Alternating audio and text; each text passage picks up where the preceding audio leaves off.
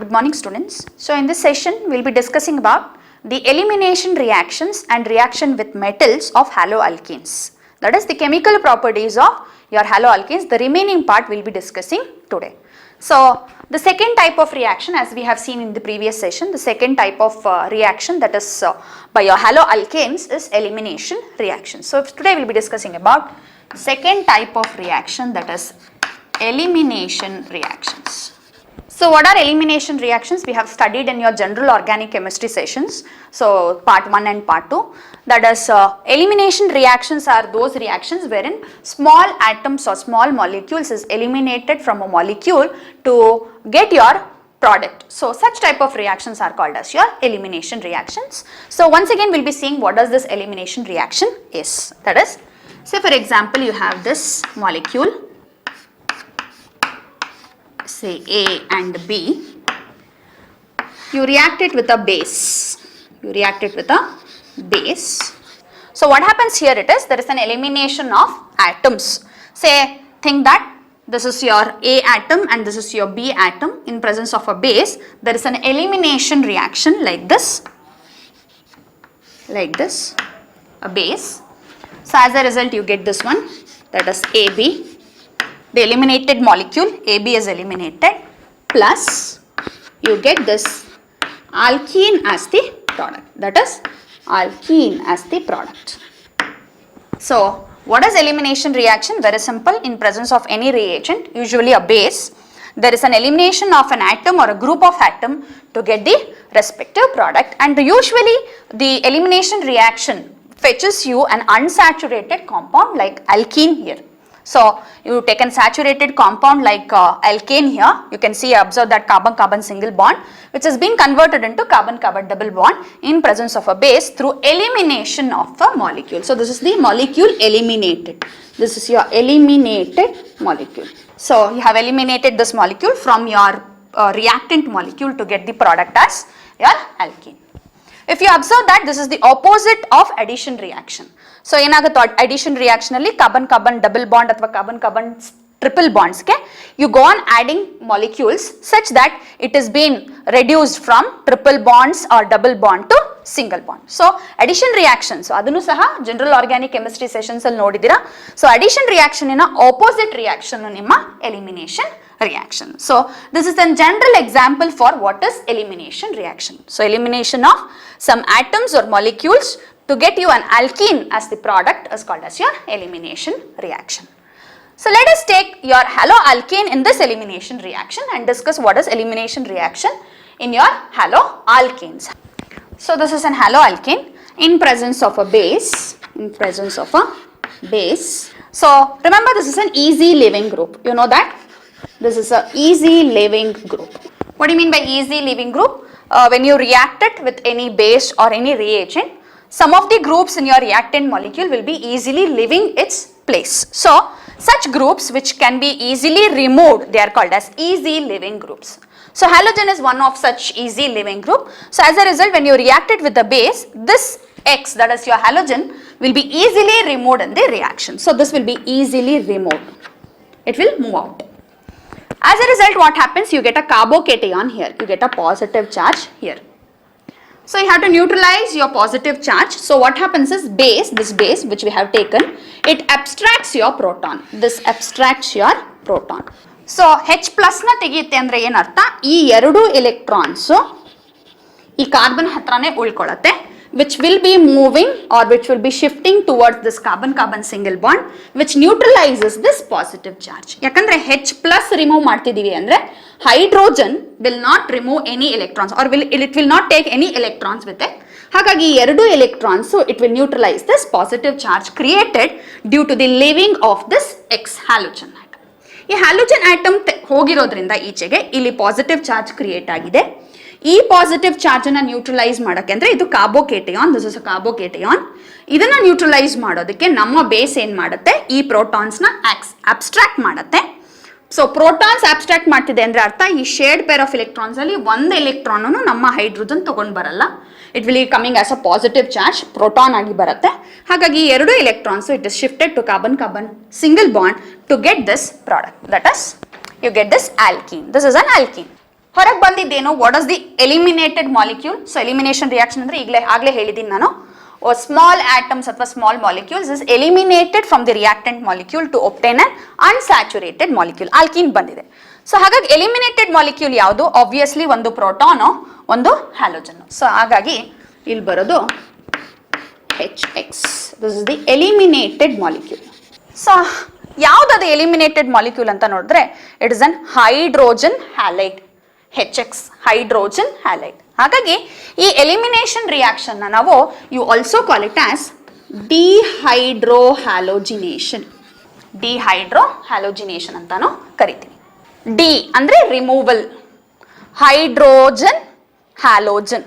So ಏನು dehydrohalogenation ಅಂದ್ರೆ you have removed an hydrogen and an halogen from the elimination reaction. Ma'am ಇದೊಂದೇನಾ dehydrohalogenation ಬಂದೇನಾ? No, dehydration ಆಗಬಹುದು, you remove water molecule. Dehydrogenation ಆಗ್ಬೋದು, you remove hydrogen molecule. So hydrogen molecule remove ಮಾಡ್ಬೋದು. ಏನಂತೀವಿ ಅದನ್ನ dehydrogenation ಅಂತೀವಿ. Water molecule remove ಮಾಡ್ಬೋದು elimination reaction ಅಲ್ಲಿ, ಅದನ್ನೇನಂತ ಕರಿತೀವಿ ಡಿಹೈಡ್ರೇಷನ್ ಅಂತೀವಿ. ಕಾರ್ಬನ್ ಡೈಆಕ್ಸೈಡ್ ರಿಮೂವ್ ಮಾಡ್ಬೋದು, you can remove carbon dioxide. Decarboxylation ಅಂತ ಕರಿತೀವಿ. All these are elimination reactions. But ಇಲ್ಲಿ ಹೈಡ್ರೋಜನ್ ಹ್ಯಾಲೈಡ್ ರಿಮೂವ್ ಮಾಡಿರೋದ್ರಿಂದ this elimination reaction of haloalkane is also called as dehydrohalogenation anta karitivi. So this is about your dehydrohalogenation. In next ನಮ್ಮ reactant molecule ಗೆ ಬಂದ್ರೆ halogen attach ಆಗಿರೋ carbon ನ alpha carbon ಅಂತ ಕರಿತೀವಿ usually. ಅದರ next carbon atom ಯಾವ functional group attach ಆಗಿರುತ್ತೋ ಆ carbon alpha carbon. Functional group attach ಆಗಿರೋ ಕಾರ್ಬನ್ನಿನ ನೆಕ್ಸ್ಟ್ ಕಾರ್ಬನ್ ಬೀಟಾ, ಅದರ ಪಕ್ಕದ ಕಾರ್ಬನ್ ಗಾಮಾ, ಅದರ ಪಕ್ಕದ ಕಾರ್ಬನ್ ಡೆಲ್ಟಾ, ಹೀಗೆ ಹೋಗುತ್ತೆ. So any carbon atom which is attached to your functional group is called as alpha carbon atom. The next one is beta, next one carbon is gamma. ಇಲ್ಲಿ halogen remove ಆಗಿರೋದು alpha carbon ಇಂದ, hydrogens remove ಆಗಿರೋದು beta ಇಂದ. So ಹಾಗಾಗಿ ಇದನ್ನ alpha beta dehydro ಹ್ಯಾಲೋಜಿನೇಷನ್ ಅಂತಾನು ಕರೀತಾರೆ, ಅಥವಾ ಸಿಂಪಲ್ ಆಗಿ ಬೀಟಾ ಎಲಿಮಿನೇಷನ್ ಅಂತಾನು ಕರೀತಾರೆ. You simply call it as even as beta elimination. That is because beta position ಇಂದ ಹೈಡ್ರೋಜನ್ಸ್ ನ ನಾವು ಎಲಿಮಿನೇಟ್ ಮಾಡ್ತಾ ಇದ್ದೀವಿ. ಹಾಗಾಗಿ it is simply called as beta elimination ಅಥವಾ simply called as alpha beta elimination ಅಂತಾನು ಕರೀತಾರೆ. ಕೆಲವು ಸಮಯ ಆಲ್ಫಾ ಬೀಟಾ ಡಿಹೈಡ್ರೋ ಹ್ಯಾಲೋಜಿನೇಷನ್ ಅಂತಾನು ಕರೀತಾರೆ. ಅಂದ್ರೆ ಆಲ್ಫಾ ಇಂದ ಹ್ಯಾಲೋಜನು, ಬೀಟಾ ಇಂದ ಹೈಡ್ರೋಜನ್ ಎಲಿಮಿನೇಟ್ ಆಗ್ತಾ ಇದೆ, ಹಾಗಾಗಿ it is called as beta elimination ಅಥವಾ ಆಲ್ಫಾ ಬೀಟಾ ಎಲಿಮಿನೇಷನ್ ಅಂತಾನು ಕರಿಬಹುದು. So this is about your alpha beta elimination. ಮೂರು ರಿಯಾಕ್ಷನ್ ಒಂದೇ. ಏನು elimination reaction, simple elimination reaction ಅಂತ ಕರಿಬಹುದು. ಹೈಡ್ರೋಜನ್ ಹ್ಯಾಲೈಡ್ ಹೋಗ್ತಾ ಇರೋದ್ರಿಂದ ಎಲಿಮಿನೇಟ್ ಆಗ್ತಿರೋದ್ರಿಂದ ಡಿಹೈಡ್ರೋ ಹ್ಯಾಲೋಜಿನೇಷನ್ ಅಂತಾನು ಕರಿತೀವಿ. ಬೀಟಾ ಪೊಸಿಷನ್ ಇಂದ ಹೈಡ್ರೋಜನ್ ಹೋಗ್ತಾ ಇರೋದ್ರಿಂದ you also call it as beta elimination. So all these three names means the same for your properties, chemical properties of your halo alkane.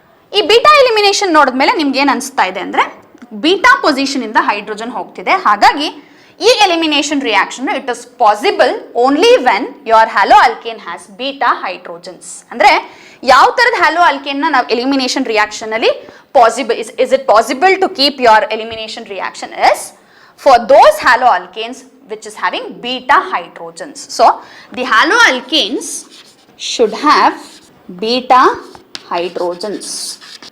Beta hydrogens ಇರಬೇಕು. So ಅಂತ haloalkanes ಮಾತ್ರ ಡಿಹೈಡ್ರೋಹ್ಯಾಲೋಜಿನೇಷನ್ ಆಗೋದಕ್ಕೆ ಸಾಧ್ಯ. If there is no beta hydrogens ಅಂದ್ರೆ ಈ ಇಲ್ಲಿ ಏನಿದೆಯೋ valencies, if it is satisfied by any alkyl group, hydrogens ಇಲ್ಲ ಅಂದ್ರೆ there is no elimination reaction or dehydrohalogenation in your haloalkane. So ಹಾಗಾಗಿ it is must and should that your haloalkane should have some beta hydrogens. You should use a base, a small base use ಮಾಡಬೇಕು. So as a result you get a alkene as the product ಏನು ಅಂತ ನೆನಪಿಟ್ಕೋಬೇಕು, it is alkene. Then what is eliminated? Hydrogen halide is eliminated. Halogen may be either bromo, chloro or iodo. Okay, so let us take an example for this one and discuss in particular case. Bromo, propane. So this is a propane. So react it with a base. ಯಾವ base ತಗೋತಾ ಇದೀವಿ ನೋಡಿ, alcoholic KOH, potassium hydroxide. It's a base. ಯಾವುದು base ಆಗಿ act ಮಾಡುತ್ತೆ? OH minus acts as your base. So ನಿಮ್ಮ previous session ಅಲ್ಲಿ ಇದೇ KOH ನ ತಗೊಂಡು I had told it that this is a nucleophilic reagent and OH minus acts as a nucleophile ಅಂತ ಹೇಳಿದ್ದೆ. The same KOH ತಗೊಂಡಿದ್ದೀನಿ, ಇಲ್ಲಿ it is acting as a base ಅಂತ ಹೇಳ್ತಾ ಇದ್ದೀನಿ.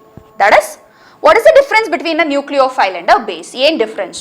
Nucleophile attacks your electrophilic centers. ಯಾವ್ದು electrophilic center ಇರುತ್ತೋ ಅದನ್ನ ಅಟ್ಯಾಕ್ ಮಾಡುತ್ತೆ. Say for example, this is delta minus, this is delta plus, ನಿಮಗೆ ಗೊತ್ತು. That is due to the difference in electronegativity.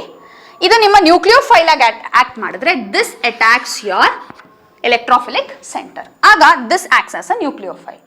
ನಿಮ್ಮ ನ್ಯೂಕ್ಲಿಯೋಫಿಲಿಕ್ ಸಬ್ಸ್ಟಿಟ್ಯೂಷನ್ ರಿಯಾಕ್ಷನ್ ಅಲ್ಲಿ ಇದನ್ನ ಹೇಳಿದ್ದೀನಿ. ಇಲ್ಲಿ ಆಲ್ಕೋಹಾಲಿಕ್ KOH ತಗೊಂಡಿದ್ದೀವಿ, not aqueous KOH. Aqueous KOH ತಗೊಂಡ್ರೆ ನ್ಯೂಕ್ಲಿಯೋಫೈಲ್ಸ್ ಬಿಲ್ಡ್ ಆಗುತ್ತೆ. So this nucleophile will attack your electrophilic centres. ಇಲ್ಲಿ ತಗೊಂಡ್ರದ್ದು you should be very careful that we have taken alcoholic KOH. Aqueous KOH ಅಲ್ಲಾದ್ರೆ K ಪ್ಲಸ್ ಮತ್ತೆ OH minus ಆಗುತ್ತೆ. ಈ OH minus it acts as a nucleophile. But ಇಲ್ಲಿ it is acting as a base.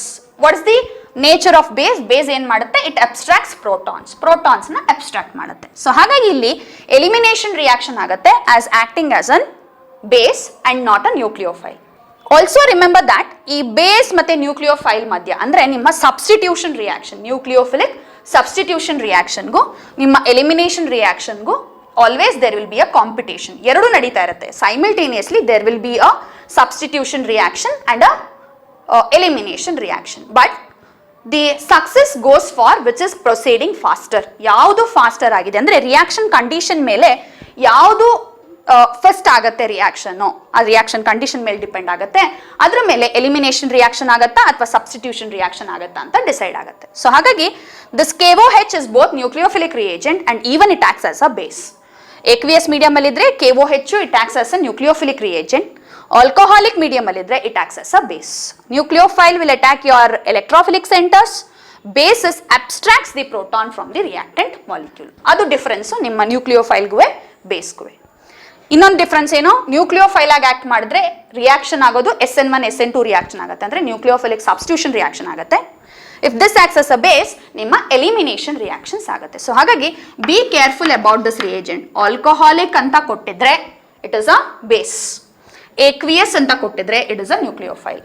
Same reactant ಕೊಟ್ಟಿದ್ರೆ ಏನ್ ಮಾಡಬೇಕು? Nucleophilic substitution ಆದ್ರೆ BR ತೆಗೆದು OH ಹಾಕಬೇಕು.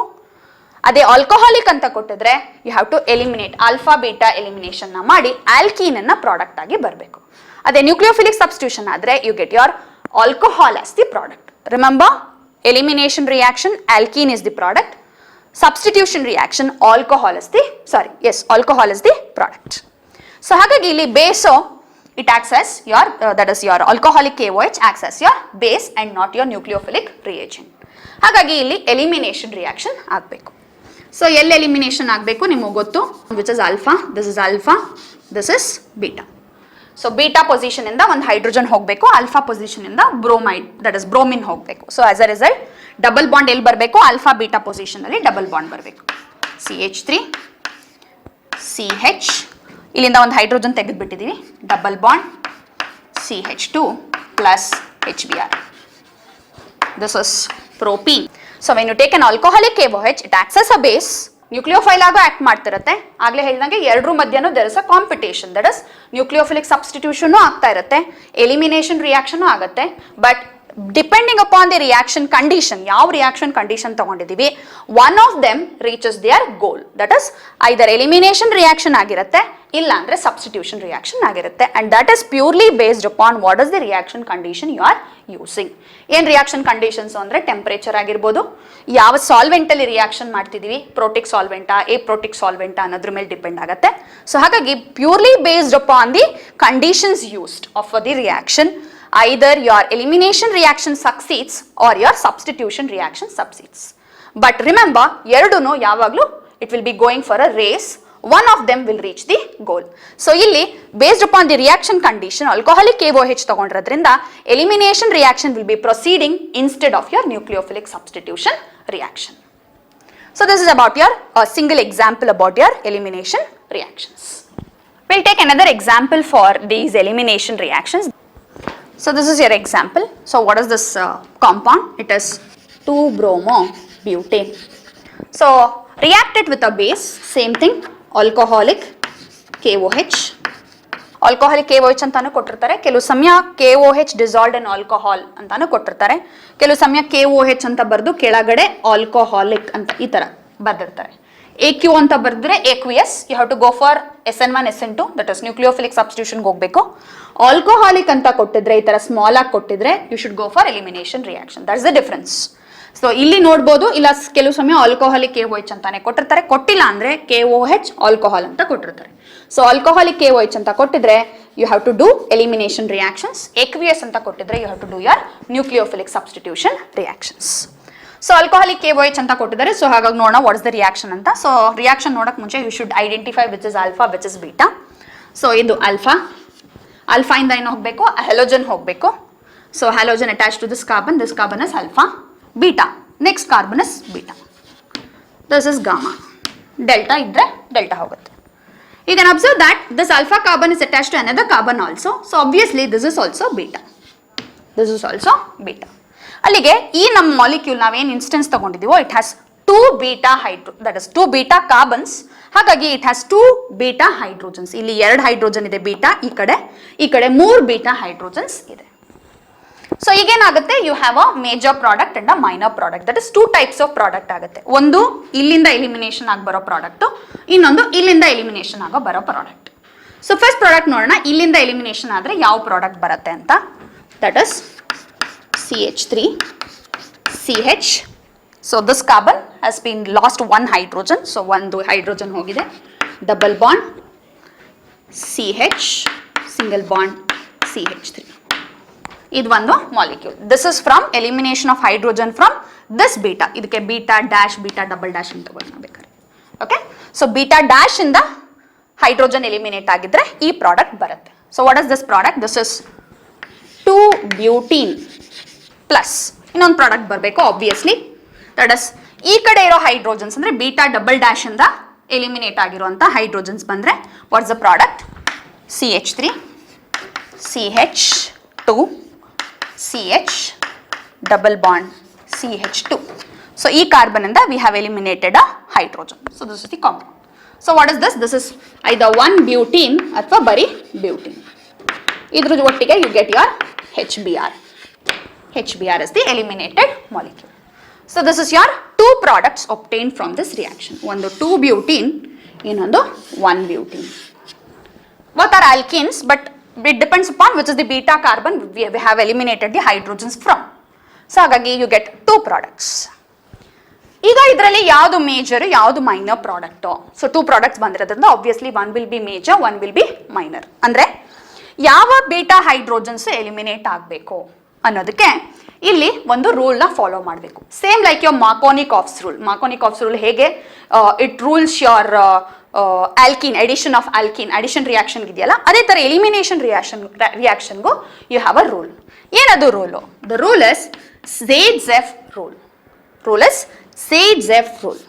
When you have an haloalkane with 2 beta hydrogens, when you have an alkane with 2 beta haloalkane with 2 beta hydrogens, what is the major product? ಯಾವ ಆಲ್ಕೀನು major product ಆಗುತ್ತೆ?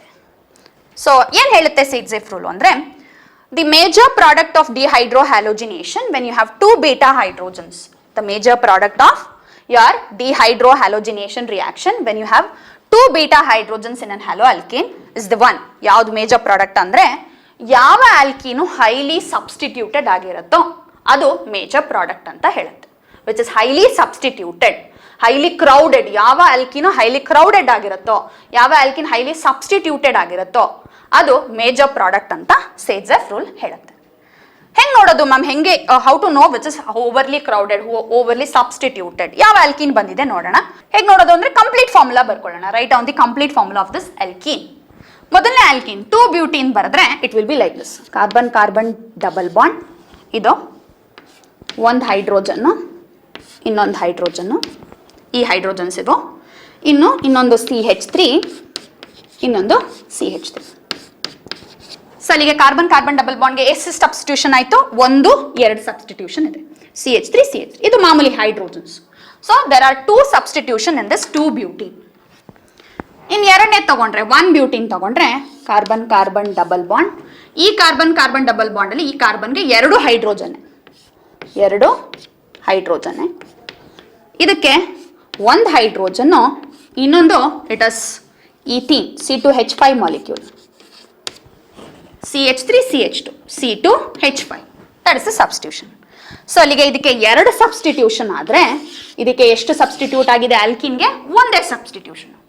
ಅಲ್ಲಿಗೆ according to Zaitsev rule which is the major product, 2-butene is the major product. 2-butene is the major product. ಯಾಕಂದ್ರೆ ಇದರಲ್ಲಿ 2 substitution ಇದೆ. ಏನು ಹೇಳುತ್ತೆ Zaitsev rule? The major product is the one which is highly substituted, highly crowded. ಇಲ್ಲಿ ನೋಡ್ಬೋದು ನಿಮ್ಗೆ 2 CH3 groups ಇರೋದ್ರಿಂದ crowding ಜಾಸ್ತಿ ಇದೆ. 2 ಹೈಡ್ರೋಜನ್ ಸ್ಮಾಲ್, ಇಲ್ಲಿ 3 ಹೈಡ್ರೋಜನ್ಸ್, ಒಂದೇ ಒಂದು ಸಬ್ಸ್ಟಿಟ್ಯೂಷನ್. ಹಾಗಾಗಿ this is less crowded when compared to this molecule. ಹಾಗಾಗಿ 2-butene is the major product of this reaction, elimination reaction. So Zaitsev rule ಏನು ಹೇಳುತ್ತೆ ನೋಡೋಣ. Rule: in dehydrohalogenation the major product is the one which is highly substituted alkene. So ಯಾವುದು major product ಅಂತ ನಾವು ನೋಡಕ್ ಹೋದ್ರೆ, ಯಾವ ಆಲ್ಕೀನಲ್ಲಿ ಹೈ ಸಬ್ಸ್ಟಿಟ್ಯೂಷನ್ ಇರುತ್ತೋ, ಈ ತರ 2, 3, ಸೊ ಒಂದೇ ಇಲ್ಲಿ, ಸೊ ಹಾಗಾಗಿ ಇಲ್ಲಿ 2. ಸೊ ಯಾವುದು ಹೈಲಿ ಸಬ್ಸ್ಟಿಟ್ಯೂಟೆಡ್ ಇರುತ್ತೋ that will be the major product. Say 2-butene 80% ಬಂದರೆ ಪ್ರಾಡಕ್ಟ್ ಈಲ್ಡು, 1-butene ಅಬೌಟ್ 20% ಇರುತ್ತೆ, which means that 2-butene is a major product. So ಹಾಗಾಗಿ ಇಲ್ಲಿ 2-butene ಮೇಜರ್ ಪ್ರಾಡಕ್ಟ್ ಆಗುತ್ತೆ because this is highly substituted alkene. ನೀವು ಇಲ್ಲಿ observe ಮಾಡ್ತಿರ್ಬೋದು ಈ alkene ಅನ್ನು, you have your geometrical isomers for this alkene. ಇದಕ್ಕೆ geometrical isomers possible. You have studied in your first PUCs geometrical isomers ಬಗ್ಗೆ. cis trans isomers geometrical isomers. So ಹಾಗಾಗಿ ಇದರಲ್ಲಿ cis trans 2 possible. So ಇದು cis ಅಂತ ತಗೊಂಡ್ರೆ opposite positions ಅಲ್ಲಿ ಬಂದ್ರೆ ಟ್ರಾನ್ಸ್. So ಹಾಗಾಗಿ cis trans ಅಲ್ಲಿ ಯಾವುದು ಮೋರ್ ಸ್ಟೇಬಲ್ ಅಂತ ತಗೊಂಡ್ರೆ ಟ್ರಾನ್ಸ್ ಇಸ್ ಮೋರ್ ಸ್ಟೇಬಲ್. ಹಾಗಾಗಿ ಈ ರಿಯಾಕ್ಷನ್ ಅಲ್ಲಿ ಯಾವ ಪ್ರಾಡಕ್ಟ್ ಬರುತ್ತೆ ಮೇಜರ್ ಆಗಿ ಅಂದ್ರೆ ಇಟ್ ಇಸ್ trans 2-butene ಬರುತ್ತೆ. ಸೊ ಇದರಲ್ಲಿ you get your trans 2-butene as the product. Stereochemistry ಹೇಳಬೇಕು ಅಂದ್ರೆ trans 2-butene is the major product of this compound.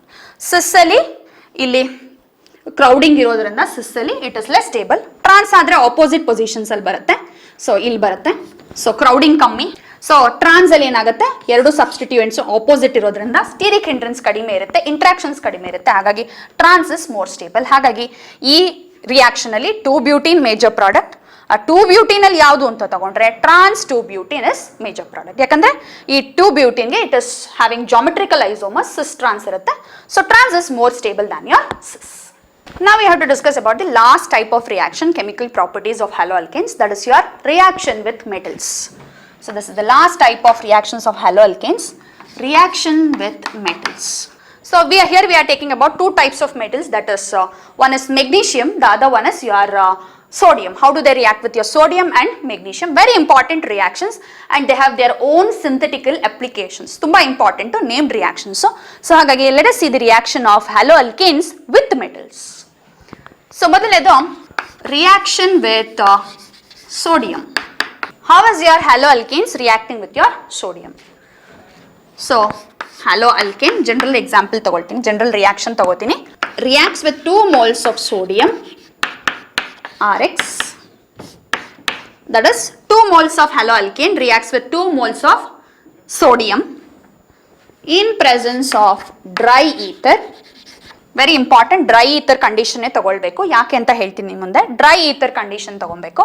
So what happens is it reacts with sodium metal like this.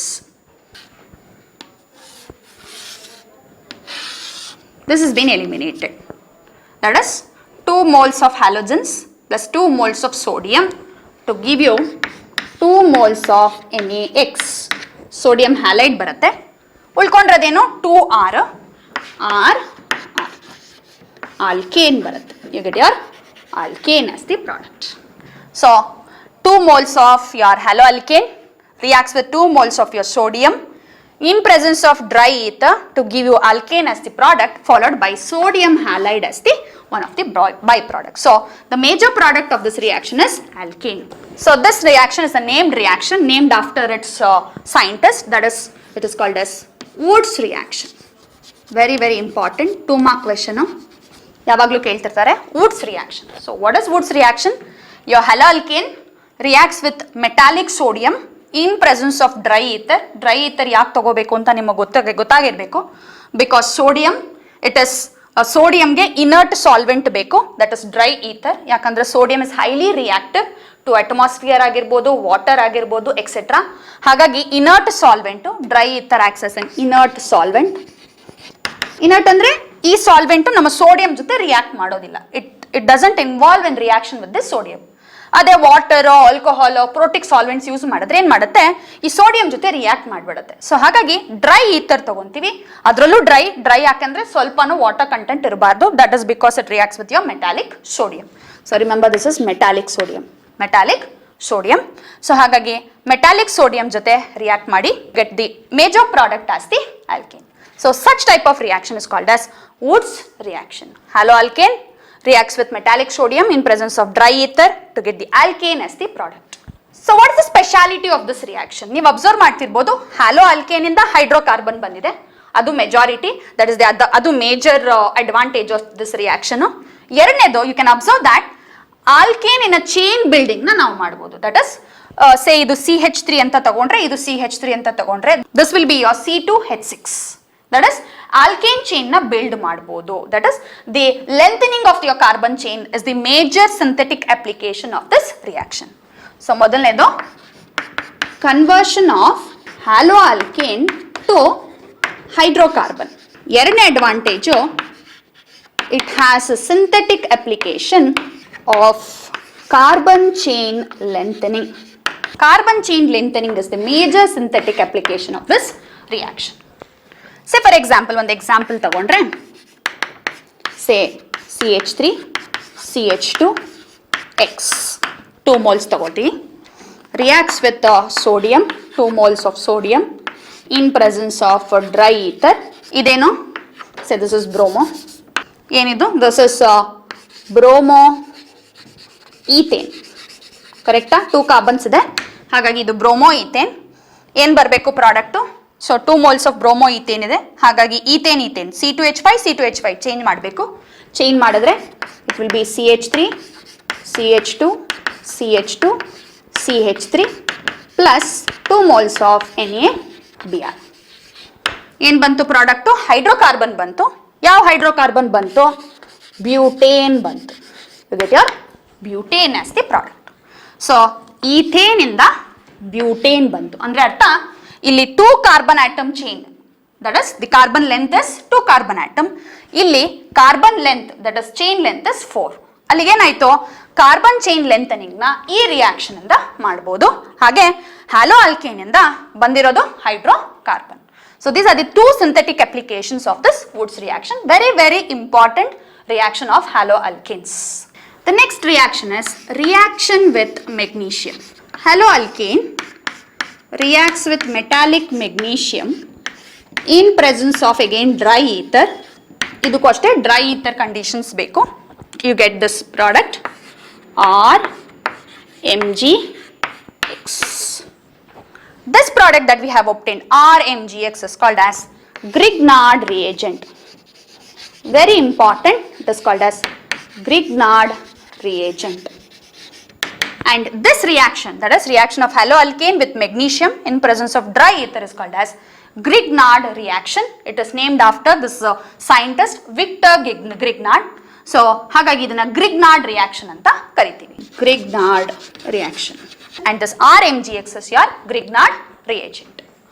ಒಂದು example ತಗೊಳ್ಳೋದಾದ್ರೆ ಇದಕ್ಕೆ, let us take an example.